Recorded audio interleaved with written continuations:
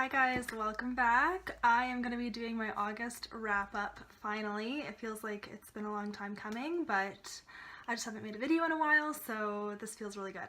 I read a lot of books. I read 11 books. We did start off the month with the booktubeathon, so I will link my wrap up for that. I read 3 books during the booktubeathon.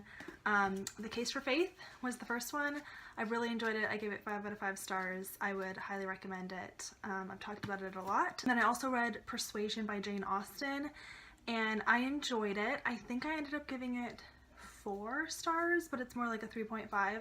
And then I also read The Remnant, and I think I gave this 3 stars, 4 stars, I forget. So I don't actually remember what I rated this, but go watch that wrap up. So that's what those 3 books are. Okay, so I have a lot to say about a few books, so I'm just gonna start with those. This month I read The Sun Is Also a Star by Nicola Yoon. I have read Everything. I liked it. I gave it 4 stars. I read that almost 2 years ago. And this book got a lot of mixed reviews when it first came out, but it's a contemporary romance, so I was like, well, I like that genre, so I should give this a go. I didn't like this book, and I was a little shocked at how much I didn't like it. I only gave this 2 stars. It wasn't a 1 star, but I did put little tabs of all the places that I was uncomfortable with the subject matter. Religion and God were talked about a lot in this book. Sometimes it made me uncomfortable the way they talked about it. The main girl, Natasha, she is very cynical, and she has people in her life that believe in God, but she doesn't, and the way she talked about it sometimes felt disrespectful to me, and I can't say it's the author or whatever, but like, I just didn't appreciate it in this book. All of these tabs are times when God was referred to in like a sarcastic way or a derogatory way, and I'm not going to go through each one. There was a lot of talk about the universe too, and sometimes it is like, God is not the universe. The universe is like what we live in, and I get that some people refer to God as the universe, but it was just strange in this book. And I'm like nervous to talk about these things because these are just my beliefs. This is just how this book made me feel, but I guess I just want to point them out, and not everyone's gonna believe what I believe or think that what I'm saying is a big deal, but I'm just sharing them. It just seemed strange, the way that it was so brought up. Like on page 34, she's talking to her mom just about how things in life happen and we don't always know why. And Natasha, the main girl, says, my dad always says you can't always see God's plan, but I want to tell him that maybe he shouldn't leave everything up to God, and that hoping against hope is not a life strategy, but that it would mean I would have to talk to him, and I don't want to talk to him. So she's angry at her parents, and she doesn't believe in God, so she's angry that her parents are hanging on to that, I guess. Maybe it's just something I don't get. It's about their culture or something, but I didn't like it. On page 76, Natasha says to Daniel, her love interest, I'm not gonna fall in love with you. And he's like, how do you know? And she says, I don't believe in love. And then he's like, it's not a religion. It exists whether you believe in it or not. I felt like that was rude towards religion. Like, religion would not exist if we didn't believe in it. And I guess factually, yes, but like, it's kind of making it seem like if we didn't believe in God, he wouldn't exist. And I just think that's like, why did that have to be the analogy used, you know? And then like, both of the characters are like struggling with whether they believe in God or not. Like, he started on page 134, Daniel started with saying, when you're born, they, and then in brackets, God or little aliens or whoever, should send you into the world with a bunch of free passes. And so it, like, just including God or little aliens or whoever, it's like, why did that need to be included? I don't get it. I don't get it. And maybe this is like an internal question that lots of people have, and maybe it's nice that it's being voiced in this book. So I could get that, but I guess just for me, I did not enjoy reading it. And then their romance wasn't even that cute. I didn't really like it. There was also some swear words used. They talked about having sex. I think they actually did have sex. And I just don't like it when a book talks about God and has like God as a person in their book, but then uses his name to swear. Like on page 173, Jesus Christ is said as a swear word, and I don't appreciate that. So there's a few other tabs, but I won't go through all of them.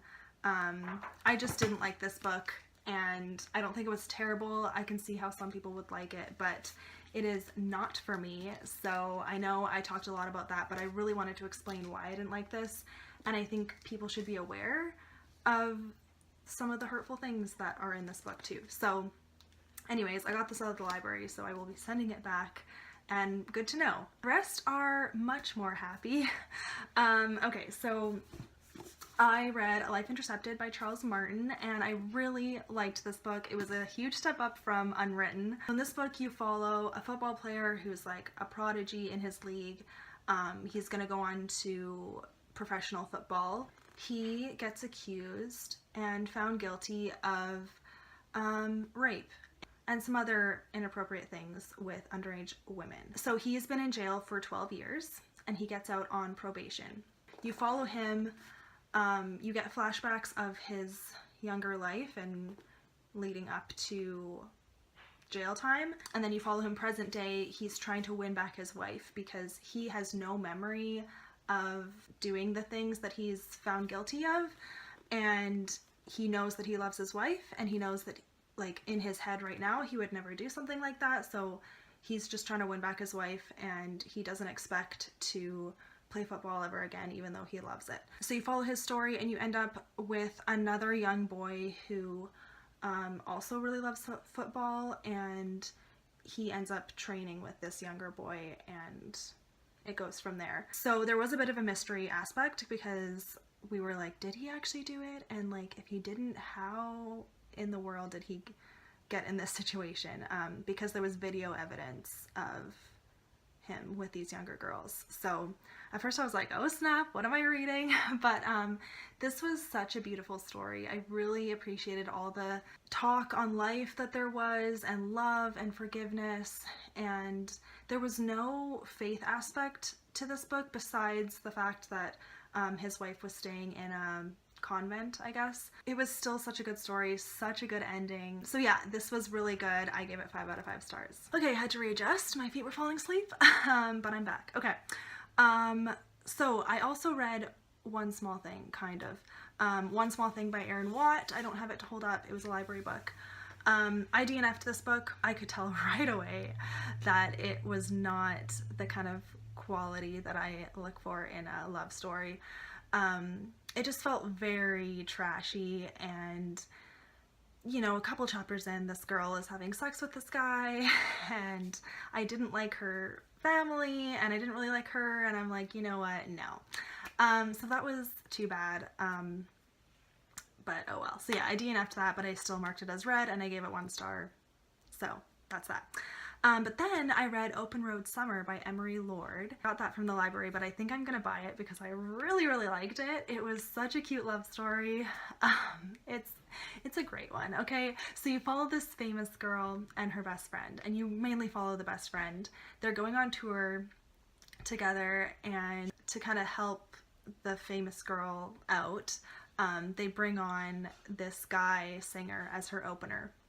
And the best friend and the guy have a love story, and it's just so cute. It was a really, really good story, and there's a lot of heart to it. There was a little more mature aspects to it, I guess, just with substance abuse, but other than that, it was very cute, and I like Emery Lord's writing, and I like what she says about life and people, and I'm really interested in the rest of her books. Okay, and then I read The Masterpiece by Francine, and it was such a good book. Not her typical book, I guess, because it was so modern. It was like set like it could be now. which was really fun, and you just follow these two characters through their very hard, sad lives. But there's so much depth and faith in here. It was such a good book. Almost every chapter switches perspectives, and then sometimes there's a flashback to their childhood, and basically their childhood is where the trauma is, and then you see them as adults and what has happened. So this book said a lot about how Jesus is the only way. He is the way, the truth, and the life, and he's the only way to heaven, and whether you believe that or not, it's the truth. So, snap! Just laying it down. This is gonna be a long video. Just her moral standard that she puts in her books is perfect, so definitely recommend it. It's a long book, but it reads really quickly. Okay, and then I also read Possibilities by Debra White-Smith. This is a retelling of Persuasion, and it was cute, definitely just like really surface level. There was some faith in here too, which I didn't expect. But yeah, it was pretty spot on as a retelling. There wasn't anything very different, and it was fun, a cute love story, but I only gave it 3 stars because it wasn't anything special. Okay, and the last book that I'm going to talk about, I just finished this. It is The Statistical Probability of Love at First Sight by Jennifer E. Smith. And I really liked this book. I loved the way she met the guy. These two characters meet in an airport, and they end up being on the same flight, and they end up sitting together. And so it's kind of their love story from that day. And it does take place over just a day, so that's why it's so short. And one thing about the romance, I wouldn't say it was insta-love, it's just we were told that they had all these conversations, but we didn't see it happen, so I didn't get as invested as I could have, I think. But I really liked the ending. I really liked where it went. There was a lot of like heartfelt life stuff going on in here that just made it more meaningful. It was actually really good. I enjoyed it a lot, so I give this 4 stars. So thank you guys for watching this video. It was probably a long one. I had a lot that I wanted to say about some of those books. But check out my booktubeathon wrap-up if you want to see any more thoughts on the earlier books that I read, and it's a bit of a vlog too. So yeah, but thank you for sticking around my channel, and my videos should go back to being more consistent once September starts. So thank you guys for watching. I will see you in my next one. Bye!